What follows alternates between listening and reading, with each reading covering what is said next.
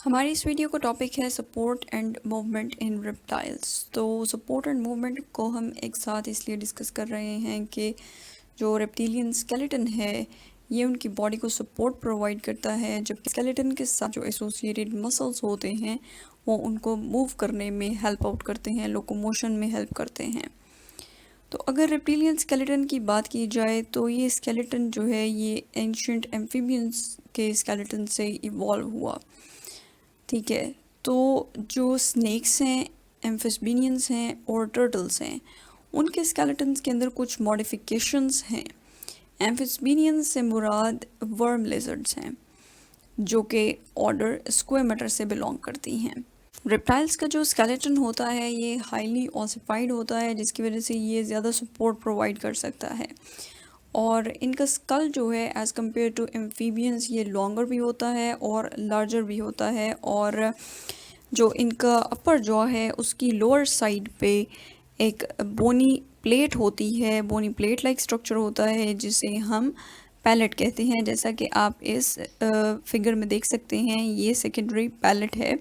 इसको हम hard palate इसलिए कहते हैं क्योंकि ये बोन लाइक स्ट्रक्चर बोन से मिलकर बना होता है। सेकेंडरी पैलेट जो है ये आर्कोसॉर्स में इवॉल्व हुआ। आर्कोसॉर्स क्या थे? ये डायप्सिड्स का एक मेजर ग्रुप था। और डायप्सिड्स जो हैं ये ऐसे रेप्टाइल्स हैं जिनमें क्या होता है, स्कल के अंदर दो फेनेस्ट्रेशन या दो ओपनिंग्स प्रेजेंट होती हैं।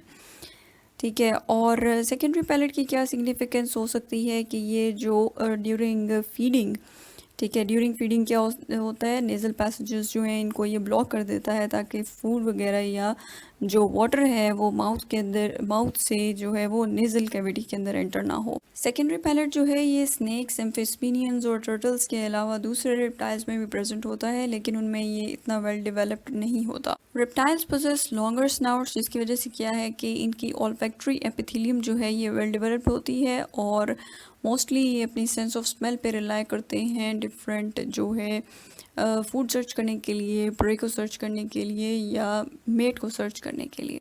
रिप्टाइल्स जो हैं इनमें सर्विकल वर्टेब्रा का नंबर जो है वो ज़्यादा होता है एज़ कम्पेयर टू एम्फीबियंस। जैसा कि आपने ऑब्जर्व भी किया होगा कि एम्फीबियंस जो हैं वो सिर्फ अपने हेड को नॉड कर सकते हैं अप डाउन, जबकि रिप्टाइल्स जो हैं ये अपने हेड को डिफरेंट एंगल्स पे रोटेट कर सकते हैं। And this is due to the presence of more cervical vertebra in reptiles as compared to amphibians। तो जो फर्स्ट टू सर्विकल वर्टेब्रा हैं उनको हम एटलस और एक्सिस बोलते हैं। ठीक है, और इनकी वजह से जो हेड है वो डिफरेंट एंगल्स पे रोटेट भी कर सकता है, मूव भी कर सकता है। एटलस वर्टेब्रा जो है ये आर्टिकुलेट करता है विद सिंगल कुंडाइल जो कि स्कल की बैक साइड पर प्रेजेंट होती है, उसको हम ऑसिपिटल कुंडाइल कहते हैं। ठीक है, it mainly helps in nodding the head. ठीक है, जबकि एक्सिस वर्टेब्रा जो है ये हेड की जो रोटेशनल मूवमेंट्स हैं डिफरेंट एंगल्स पे उनमें रोल प्ले करती है। Larger number of cervical vertebra जो है वो ज़्यादा नेक को फ्लेक्सिबिलिटी प्रोवाइड करती हैं। रिप्टाइल्स के अंदर जो रिब्स हैं वो भी हाईली मॉडिफाइड होती हैं। अगर स्नेक्स की बात की जाए तो स्नेक्स के अंदर जो रिब्स होती हैं उनके साथ मसल्स एसोसिएटेड होते हैं जो कि उनकी बेली स्केल्स के साथ लिंक्ड होते हैं। और वो ये जो मस्कुलर कनेक्शंस हैं ये उनको लोकोमोशन में हेल्प आउट करते हैं, क्योंकि मेनली जो स्नेक्स हैं वो मसल्स की जो मूवमेंट है, कंट्रैक्शन और रिलैक्सेशन की वजह से उनकी बॉडी मूव कर रही होती है।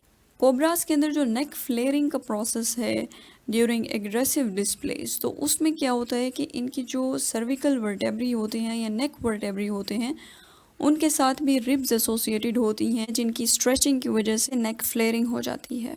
लिजर्ड्स के अंदर ऑटोटोमी का प्रोसेस तो आपने ऑब्जर्व किया होगा कि जब आप कभी लिजर्ड जो है उसको थ्रेट होता है कोई, या प्रेडेटर जो है वो उसको कैप्चर करने की कोशिश करता है, तो वो अपनी जो टेल होती है वो उतार देती है। ठीक है, तो ये किस वजह से होता है कि जो लिजर्ड्स हैं इनमें कॉर्डल वर्टेब्री जो है उनके ऊपर एक फ्रैक्चर प्लेन होता है। जब भी आप इसको पकड़ते हैं तो क्या होता है कि वो कॉर्डल वर्टेब्रा जो है वहाँ पे जो फ्रैक्चर प्लेन है उधर से जो टेल है वो कट जाती है और वो टेल जो है वो मूव कर रही होती है। ठीक है, तो इसकी वजह से क्या होता है, अगर कोई प्रेडेटर है तो वो उसका जो है वो डिस्ट्रैक्ट हो जाएगा, वो टेल की तरफ जो है वो उसका ध्यान चला जाएगा और लिजर्ड जो है वो एस्केप कर जाएगी। लिजर्ड जो है वो बाद में टेल का पोर्शन जो है अपना वो रीजनरेट कर लेती है। प्रिमिटिव रेप्टाइल्स में जो लोकोमोशन का प्रोसेस है वो बिल्कुल सैलमेंडर्स की तरह का है कि उनकी बॉडी जो है वो बिल्कुल ग्राउंड के साथ होती है और जो अपेंडेजेस हैं, पेयर्ड अपेंडेजेस हैं, वो बिल्कुल बॉडी के साथ हॉरिजॉन्टल प्लेन में मूव कर रहे होते हैं और अंडुलेटरी मूवमेंट्स होती हैं बॉडी की। दूसरे रेप्टाइल्स जिनके लिम्स जो हैं वो लॉन्गर होते हैं, वो बॉडी जो है वो हायर ऑफ द ग्राउंड से थोड़ा ऊपर होती है और जो जॉइंट्स होते हैं नी और एल्बो जॉइंट्स वो रोटेशनल बैकवर्ड उनकी मूवमेंट हो रही होती है, रोटेट कर रहे होते हैं। तो इस तरीके से उनके जो अपेंडेजेस है वो उनको सपोर्ट प्रोवाइड कर रहे होते हैं अगेंस्ट द ग्रेविटी और लोकोमोशन में हेल्प आउट कर रहे होते हैं। प्रिमिटिव या प्री हिस्टोरिक रेप्टाइल्स जो थे इनमें बाइपेडल लोकोमोशन होता था, मींस के ये अपने हाइंड लिम्स के ऊपर जो है वो उनको यूज़ करते थे लोकोमोशन के लिए। तो इनका जो पेल्विक गर्डल था ये नैरोड था और जो टेल थी ये एलोंगेटेड थी। टेल का जो लेंथ है ये बॉडी से भी ज़्यादा होती थी, ठीक है। और इसमें हमारे पास टोटोरास आ जाती हैं। अब जिनमें बाइपेडल लोकोमोशन होता था उनमें जो फ्रंट अपेंडेजेस थे वो बिल्कुल फ्री हो गए, means they were not used in locomotion. तो जो फ्रंट अपेंडेजेस हैं वो प्रे को कैप्चर करने के लिए मॉडिफाई हो गए, जबकि जो हाइंड लिम्स हैं वो एलोंगेटेड हो गए और ज़्यादा स्ट्रॉन्ग हो गए फॉर लोकोमोशन और मूवमेंट।